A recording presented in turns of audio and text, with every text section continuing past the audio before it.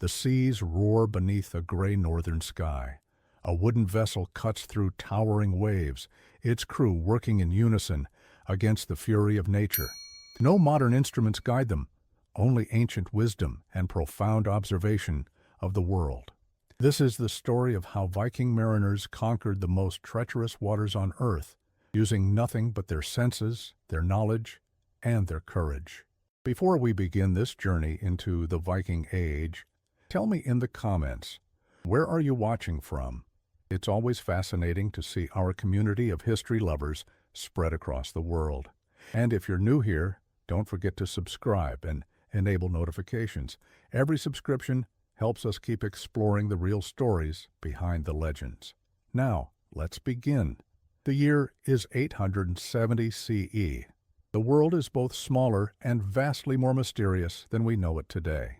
For most Europeans, the western horizon holds nothing but endless ocean and certain death.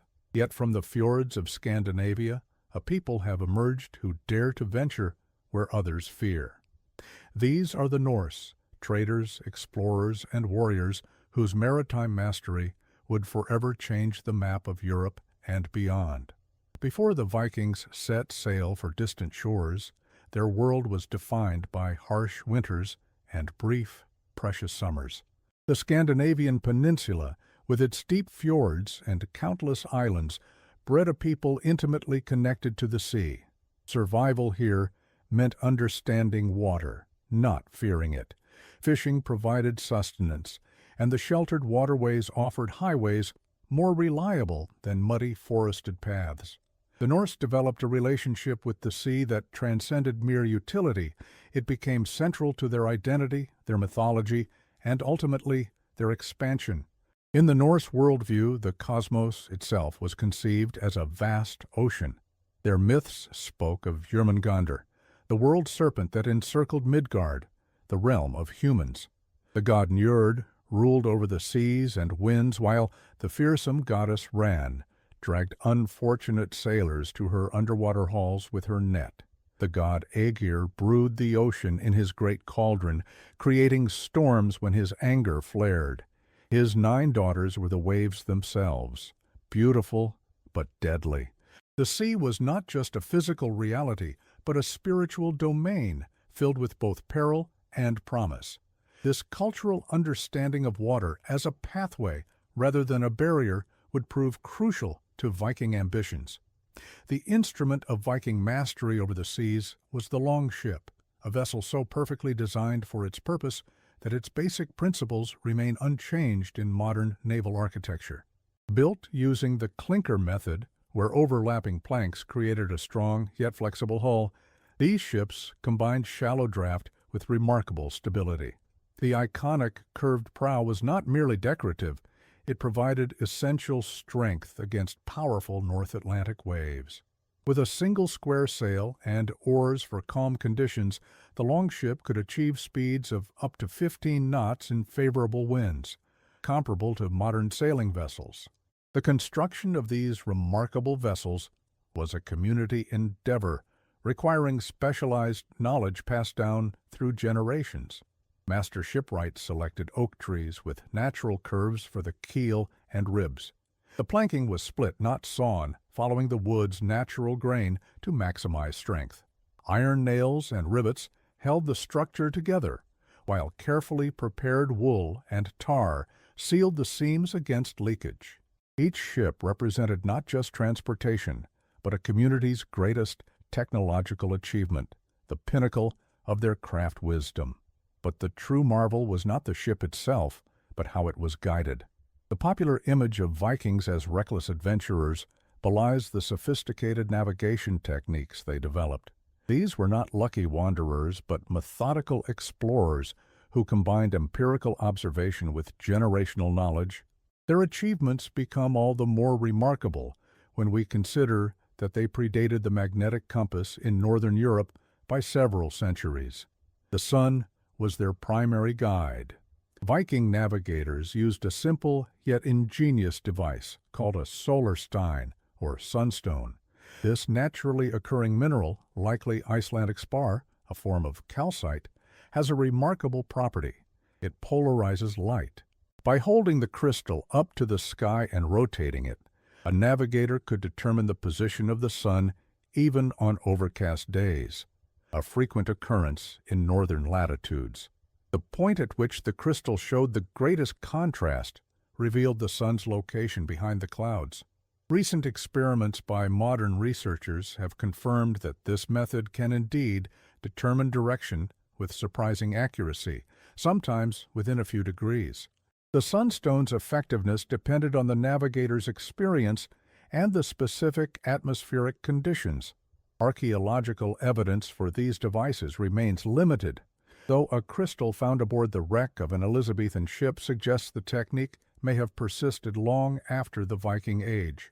Most of our knowledge comes from medieval Icelandic texts like the Saga of Saint Olaf, which describes a king demonstrating the sunstone's use during an overcast day. While some scholars debate the historical accuracy of these accounts, experimental archaeology has demonstrated their plausibility. Equally impressive was the Vikings' use of the sun shadow board, or solskuggafjöl. This wooden disc with a central gnomon, shadow-casting pin, allowed navigators to track the sun's path throughout the day. By marking the shadow's position at regular intervals, they could establish a remarkably accurate east-west line.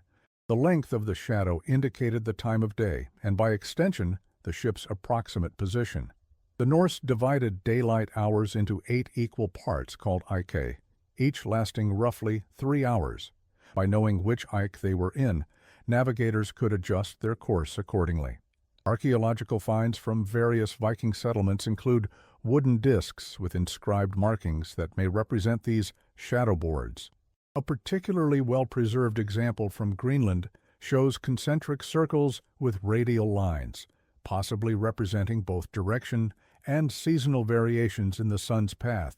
The Herjolfsson, a Viking ship recreated by modern archaeologists, was successfully navigated across the Atlantic using only these ancient techniques. But what of nighttime navigation? Here, the stars became their guide. The Norse identified the North Star, which they called Leidarstjarna, the guiding star. Unlike other stars that appear to move through the night sky, Polaris remains nearly stationary, providing a reliable indicator of true north. The sagas describe how navigators would use their outstretched thumb at arm's length to measure the height of Polaris above the horizon. This simple yet effective method allowed them to estimate their latitude with reasonable accuracy. The Vikings recognized other celestial patterns as well. They identified what we now call the Big Dipper as Karlsvagn, or Karl's Wagon, using its position to locate Polaris. Seasonal constellations helped them track the passage of the year, crucial for timing voyages to avoid the worst winter storms. The Pleiades star cluster, which they called Frigjarrökkr, or Frigg's spinning wheel, signaled the transition to winter when it became visible in the evening sky. Navigational poems preserved in later medieval texts suggest the Norse had developed a comprehensive system for celestial orientation. The natural world provided countless other navigational clues. Migrating birds were particularly valuable guides. The saga of Eric the Red describes how navigator Floki Vilgirdarson released ravens during his journey to Iceland. When the birds did not return to the ship, he knew land was near and followed their direction. This technique was not unique to Vikings. It appears in various seafaring cultures worldwide, but the Norse refined it to an art. They observed not just the flight patterns, but the species of birds, as different types indicated proximity to specific lands. Seabirds like gannets and puffins rarely venture more than a few days' sail from their nesting grounds, making them reliable indicators of nearby land. The presence of land birds blown out to sea suggested not only the direction of land, but often its approximate distance, as these birds could only survive a limited time over water.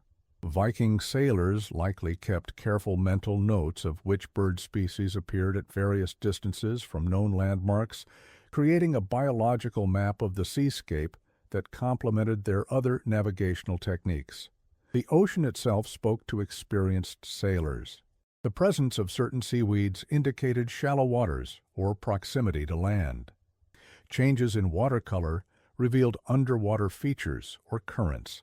Even the behavior of marine life, schools of fish, whale spouts, or seabird concentrations, provided valuable information about nearby land masses. The Vikings' deep understanding of ocean patterns allowed them to identify what they called havila, or bewilderment at sea, when unusual conditions disrupted normal navigation. Ocean swells provided another crucial navigational aid. Unlike wind-driven waves, swells travel vast distances and maintain consistent patterns determined by distant land masses. Experienced navigators could feel how swells reflected off islands or continents, creating distinctive patterns that revealed land direction even beyond the horizon. This technique, still used by traditional Pacific navigators today, allowed the Vikings to sense the presence of land long before they could see it. Their ships, with flexible hulls designed to work with rather than against the waves, were perfect platforms for this sensory navigation. Weather reading became another crucial skill. Viking navigators could interpret cloud formations, wind patterns, and subtle atmospheric changes to predict storms and favorable sailing conditions. The Norse language developed nuanced terms for different types of winds and their implications for sailing. Words like andvari, gentle breeze, kol, strong breeze, stormer, storm, and hreg, tempest, reflected fine distinctions crucial for maritime safety. A navigator who could accurately predict weather changes held immense value on long voyages. Some scholars believe that certain Viking navigators may have used crude barometers, sealed containers that responded to atmospheric pressure changes, though archaeological evidence for this remains elusive.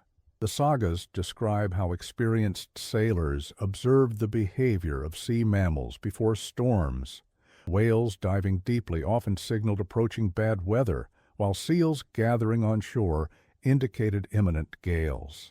Cloud patterns received particular attention. A red sky at morning truly did serve as a sailor's warning. The Norse even noted how sounds traveled differently before weather changes, with distant noises becoming clearer before storms.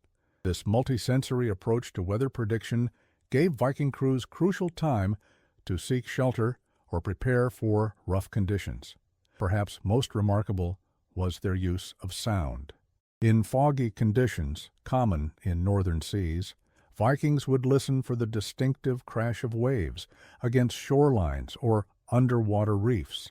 They noted how sound traveled differently over water depending on weather conditions and distance from land. Some accounts suggest they would shout or blow horns from their ships, using the echo to detect nearby land masses in poor visibility, a primitive form of sonar. These acoustic techniques required extraordinary sensory attunement that modern sailors dependent on electronic instruments can scarcely imagine. The temperature and salinity of seawater provided additional navigational information. Experienced sailors could detect subtle changes that indicated proximity to river outlets or ocean currents. They observed how sea fog formed under certain conditions, particularly where warm and cold water masses met. These transitional zones often harbored abundant marine life, serving both as fishing grounds and navigational markers. The Norse even used taste, sampling seawater to detect the freshwater influence of nearby rivers, a technique that could guide them to safe harbors and settlements. The accumulated knowledge was preserved and transmitted through oral traditions. Navigational poems, rhythmic verses that described key landmarks, currents, and sailing directions could be memorized and recalled when needed. These poetic sailing directions, some fragments of which survive in later medieval texts, combined practical information with mythological references. A skilled navigator might recite, "When Odin's eye rises behind Thor's shoulder, set your prow toward the whale road and count 5 days' sail." The structure of these poems, their rhythm, rhyme, and imagery, served as mnemonic devices, allowing vast amounts of navigational information to be reliably transmitted in a pre-literate society. This oral knowledge was not merely technical, but embedded within a cultural framework that connected geography with mythology. Landmarks might be described as the anvil of Thor or the tears of Freya, placing physical features within a meaningful cosmic order that reinforce their importance. This oral transmission highlights an essential aspect of Viking navigation.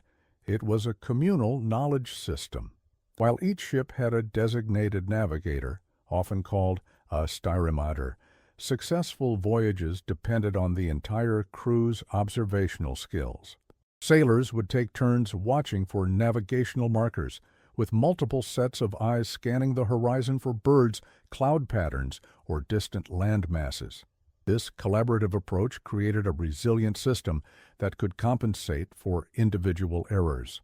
The role of the styrmaður was both technical and social. Beyond his navigational expertise, he needed to inspire confidence among the crew, particularly during challenging conditions. The sagas describe how respected navigators could calm fearful sailors by explaining natural phenomena that might otherwise be interpreted as supernatural threats. A styrmaður might point out that strange lights on the water were merely bioluminescent organisms, not the torches of Ran's daughters coming to claim them. This rational approach to seemingly mysterious occurrences represents an early form of scientific thinking embedded within the navigational tradition. The practical application of these techniques was demonstrated most dramatically in the Viking discovery of North America, some 5 centuries before Columbus. The Norse sagas describe how Leif Erikson reached a land he called Vinland around the year 1000 CE. Archaeological evidence confirms a Norse settlement at L'Anse aux Meadows in Newfoundland, Canada. To accomplish this crossing, a journey of over 2,500 miles from Greenland required not just courage, but extraordinary navigational precision. The sagas provide intriguing details about this remarkable voyage. Leif Erikson reportedly purchased a ship from Bjarni Herjolfsson, who had previously sighted unknown lands west of Greenland but had not gone ashore. Using Bjarni's descriptions of the coastlines he had observed, Leif planned his expedition to follow a similar route, but with the intention of landing and exploring. This transfer of navigational knowledge illustrates how the Norse combined personal observation with second-hand information to extend their maritime reach. How did they plan such voyages into unknown waters? The answer lies in their methodical approach to exploration. Vikings rarely sailed blindly into the unknown. Instead, they expanded their range gradually, establishing a chain of settlements that served as stepping stones to more distant lands. From Norway to the Shetland Islands, to the Faroes, to Iceland, to Greenland, and finally to North America, each leg was manageable with their navigational techniques. This island-hopping strategy minimized the time spent in open ocean and provided crucial resupply points. The sagas also reveal another key element of Viking navigation: the use of sailing directions based on latitude. Rather than attempting to sail directly to a destination, Viking captains would sail to the known latitude of their target and then proceed east or west until they reached land. This technique, known as latitude sailing, required only the ability to determine north-south position, using Polaris or the sun, and greatly simplified transoceanic navigation. Evidence suggests the Vikings may have used primitive forms of dead reckoning as well. By estimating their speed and keeping track of time, navigators could roughly calculate distance traveled. The Norse divided the day into 8 3-hour segments called akt, marked by the sun's position.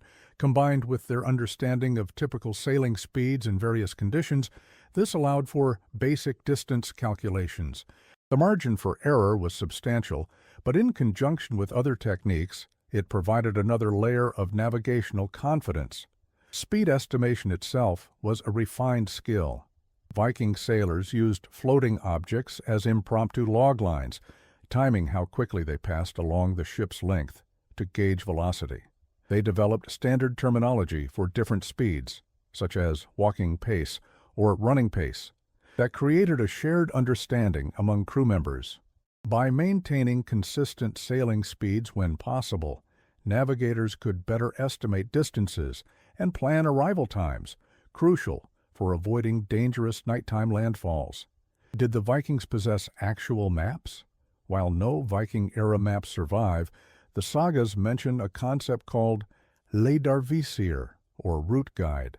These may have been simple sketches of coastlines with key landmarks noted, rather than accurate cartographic representations. More likely, they carried mental maps, detailed spatial knowledge of coastlines, islands, and ocean passages committed to memory through years of experience. This cognitive mapping ability, honed through practice and oral tradition, was perhaps their most powerful navigational tool. The archaeological record offers tantalizing clues about Viking navigational aids. Wooden discs with carved markings found at various Norse sites may have been primitive compass roses used to record or teach wind directions. Small sundials and astronomical calculation devices have been unearthed, though their exact use remains debated. A particularly intriguing find from Greenland, a small wooden disc with notches around its circumference, may have been used to track the position of the sun throughout the day across different seasons.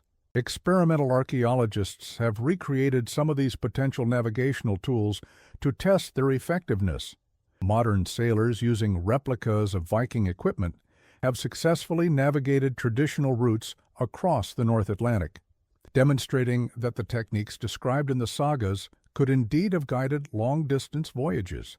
These practical experiments have forced scholars to reconsider earlier dismissals of Viking navigational sophistication. By the late Viking Age, around the 11th century, Norse navigational knowledge had reached its zenith.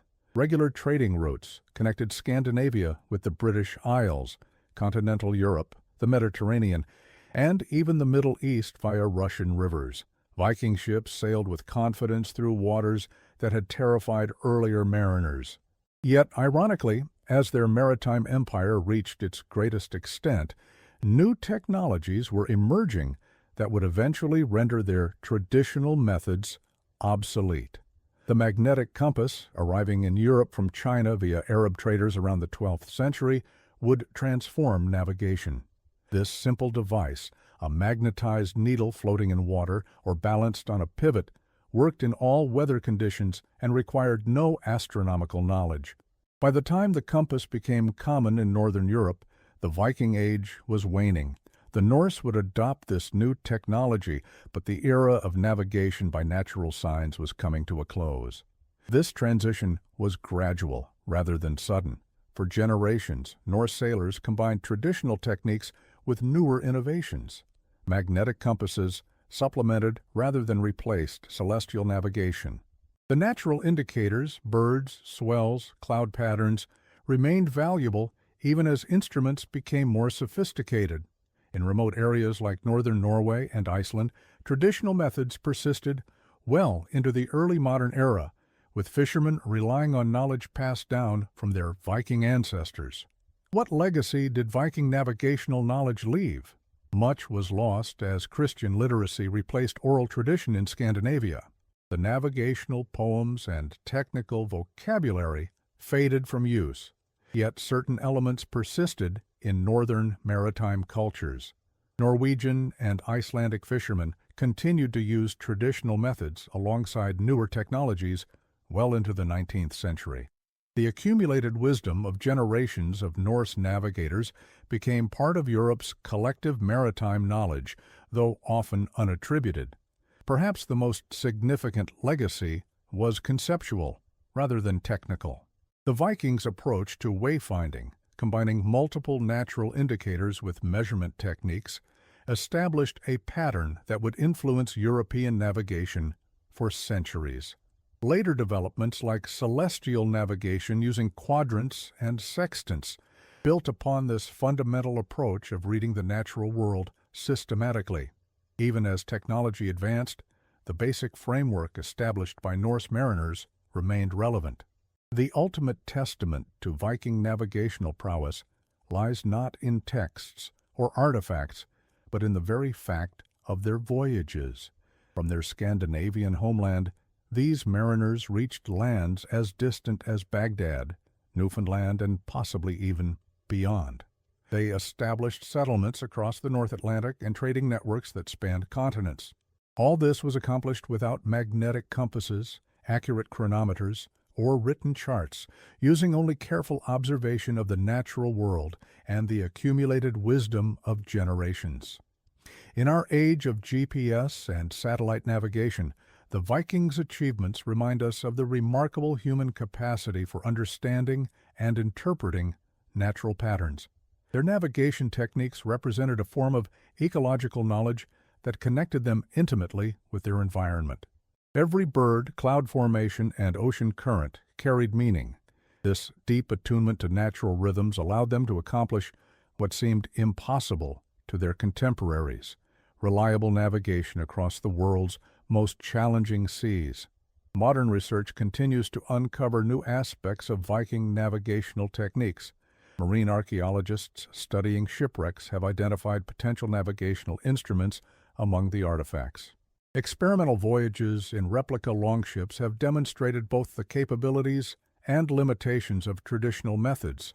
Scholars analyzing medieval Norse texts continue to find references to navigational practices embedded within seemingly unrelated stories. Each discovery adds detail to our understanding of how these remarkable mariners conquered the northern seas.